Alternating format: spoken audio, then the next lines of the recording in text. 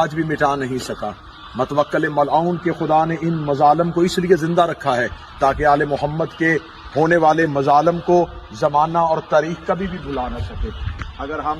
اس جگہ کو دکھا سکیں تو یہ تمام اس جیل خانے کا منظر ہے، اس قید خانے کا منظر ہے جہاں حضرت امام علی نقی علیہ السلام کو رکھا گیا۔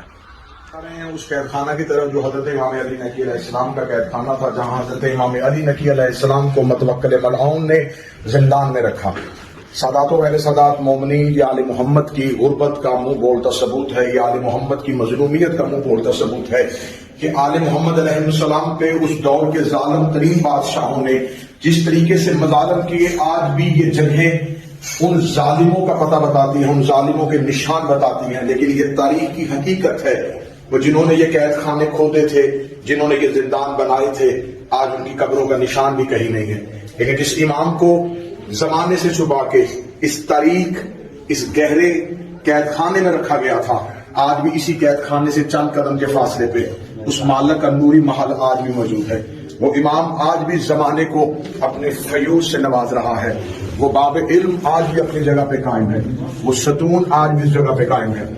اب ہم آپ کو زیارت کروا رہے ہیں اس کنویں کی، جہاں پہ آپ کو جب حضرت امام علی نقی علیہ السلام کی شہادت پڑھی جاتی ہے تو بتایا جاتا ہے کہ حضرت امام علی نقی علیہ السلام کو ایک کنویں میں قید رکھا گیا۔ آپ نے حضرت امام موسیٰ کاظم کی قید تو سنی ہے، لیکن یہ ہے مظلومیت امام کہ یہ وہ طریق اور گہرا کنواں تھا جہاں پہ حضرت امام علی نقی علیہ السلام کو قید رکھا گیا۔ یہ تمام اسی قید خانے کے مناظر ہیں، اور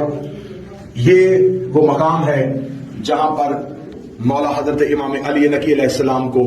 پینے کے لیے پانی اور وضو کے لیے پانی یہاں سے دیا جاتا تھا۔ اللہ نے مظلومیت حضرت امام علی نقی علیہ السلام کہ جس کے نانا نے کائنات کو کلمہ سکھایا تھا، جس کے جد نے کائنات کو